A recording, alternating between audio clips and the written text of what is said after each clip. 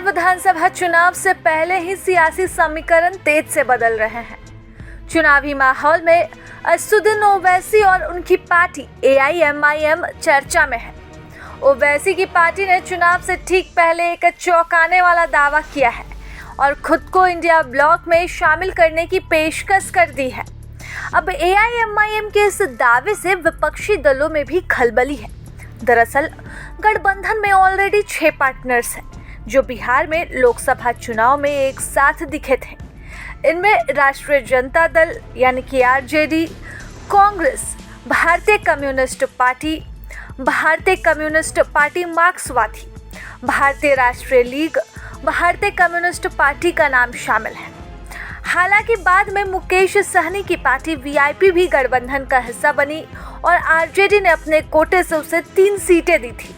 अब राज्य में विधानसभा चुनाव है और सीट शेयरिंग पर लंबा मंथन चल रहा है। इंडिया अलायंस के बड़े नेताओं के बीच 4 दौर की बैठकें पहले ही हो चुकी है।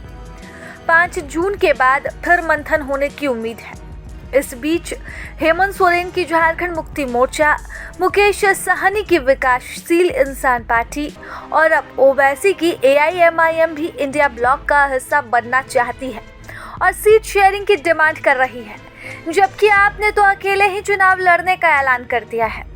अब सवाल उठ रहा है कि क्या RJD या कांग्रेस हाईकमान BJP की B टीम कहे जाने वाली पार्टी AIMIM को अपने महागठबंधन का हिस्सा बनाएगी, तब जब सीट शेयरिंग पर घमासान पहले ही मचा हुआ हो।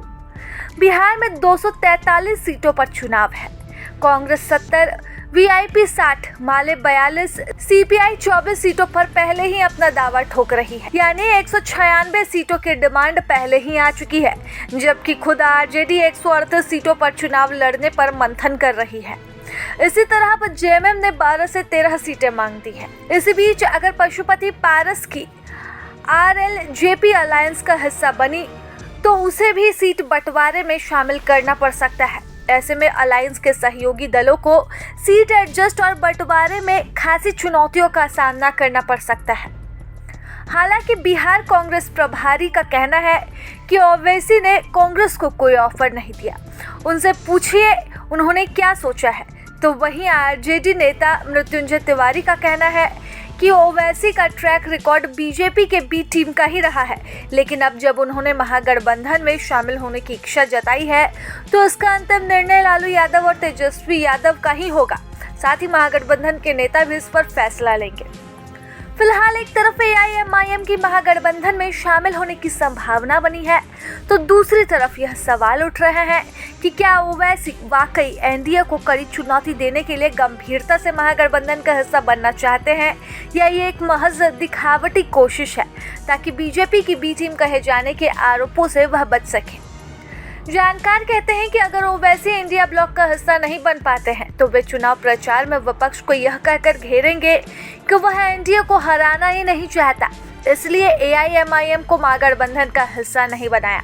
इसके साथ ही वे BJP की B टीम का टैग भी हटाकर विपक्ष को आईना दिखा सकते हैं।